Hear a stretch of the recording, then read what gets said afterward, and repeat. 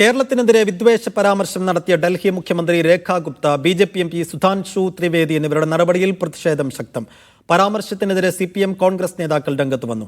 മലപ്പുറത്ത് ഒരു വിഭാഗം വിവാഹപ്രായം 16 ചുരുക്കി എന്നതടക്കം വിവാദ പരാമർശമാണ് ബി.ജെ.പി. എം.പി. നടത്തിയത്. ലവ് ജിഹാദ് പ്രയോഗം BJP അല്ല, മറിച്ച് മുഖ്യമന്ത്രിയായിരിക്കെ VS അച്യുതാനന്ദൻ നടത്തിയതാണെന്ന് സുധാൻഷു ത്രിവേദി ഇന്നലെ പറഞ്ഞിരുന്നു.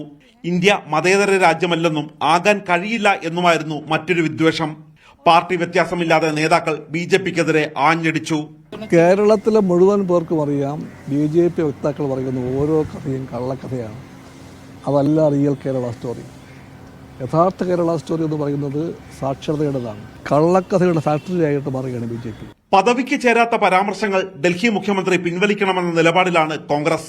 ഡൽഹി മുഖ്യമന്ത്രി കേരളത്തെ അപമാനിച്ചിരിക്കുകയാണ്. മതേതരത്വം കാത്തുസൂക്ഷിക്കുന്ന, മതസൗഹാർദ്ദമുള്ള ഒരു സംസ്ഥാനത്തെപ്പറ്റി ഒന്നും അറിയാതെ അവർ ഇങ്ങനെ പ്രസ്താവിച്ചത് ശരിയല്ല. ഭാരതീയ സംസ്കാരത്തെ തകർക്കാൻ നടക്കുന്നവരാണ് കമ്മ്യൂണിസ്റ്റുകൾ എന്ന വാദത്തിനും മറുപടി ഉണ്ടായി. ഇന്ത്യൻ ഭരണഘടനാ മൂല്യങ്ങൾക്കു നേരെ തുടർച്ചയായി ചെളിവാരി അറിയുകയാണ് RSS സംഘപരിവാർ നേതൃത്വം ചെയ്തുകൊണ്ടിരിക്കുന്നത്. ഇതതിന്റെ തുടർച്ചയാണ്. യഥാർത്ഥ പ്രശ്നങ്ങളിൽ നിന്ന് ശ്രദ്ധ തിരിച്ചുവിടാനാണ് ശ്രമിക്കുന്നത്. ഇന്ത്യ മുന്നണിയിലെ പാർട്ടികൾ ഒറ്റക്കെട്ടായി ആവശ്യപ്പെട്ടിട്ടും മതേതരത്വത്തിനും കേരളത്തിനും എതിരായ നിലപാടിൽ നിന്നും BJP നേതാക്കൾ പിന്നോട്ടു പോയിട്ടില്ല. മീഡിയ 1, ഡൽഹി.